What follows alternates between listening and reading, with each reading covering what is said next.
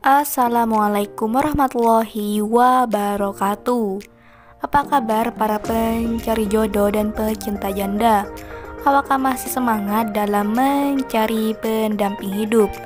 Di video kali ini kita akan membagikan postingan janda muda, kaya dan soleha. Beliau belum mempunyai keturunan dan harapan terbesar beliau ingin sekali mempunyai anak.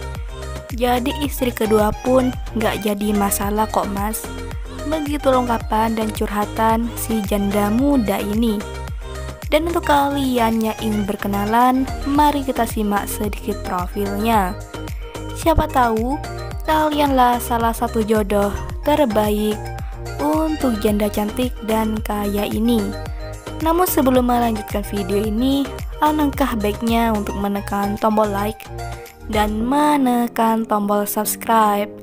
Dan saya doakan semoga Anda yang menekan tombol subscribe selalu diberikan kesehatan, kesejahteraan, dan dimudahkan segala urusannya. Amin amin Allahumma amin. Umur aku sekarang 29 tahun. Perkenalkan, panggilan akrabnya Mbak Septi. Mbak Septi ini mempunyai usaha butik.